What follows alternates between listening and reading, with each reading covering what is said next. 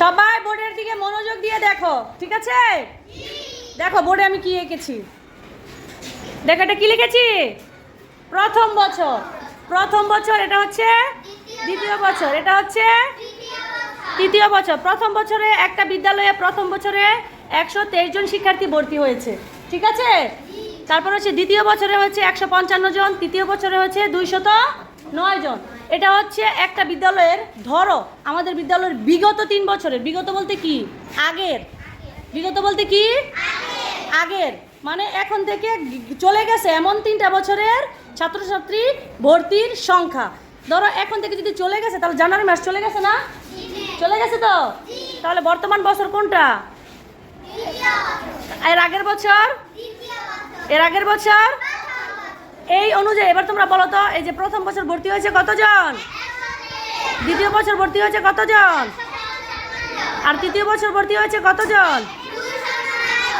এবার আমাকে বলো, এই যে ক নাম্বার প্রশ্নের উত্তরটা, সবচেয়ে বেশি ভর্তি হয়েছে কোন বছর? কোন বছর? দেখো এটা দেখে বলো কোন বছর।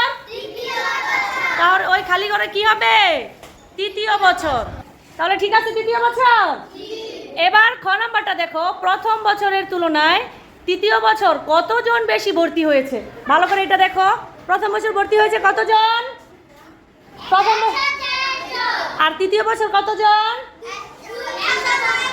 209 জন। প্রথম বছর 123 জন এবং দ্বিতীয় বছর হচ্ছে 209 জন।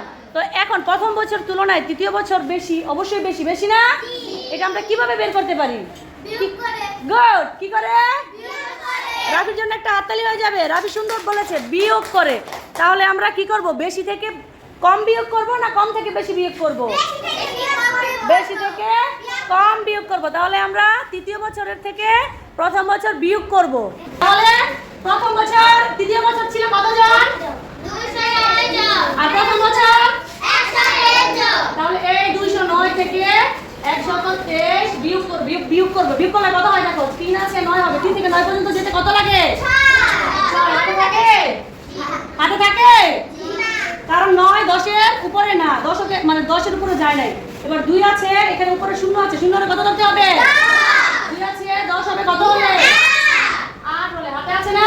জি। কারণ এটাকে 10 ধরা হয়েছে, ঠিক না? জি। তাহলে 1 আর 1 হাতের 1, 2 দিয়ে মিলে গেলে 0, 0 বাম পাশে দিতে হয় না, ঠিক আছে? তাহলে প্রথম বছরের তুলনায় কত, তৃতীয় বছর কতজন বেশি ভর্তি হয়েছে? 86। কতজন?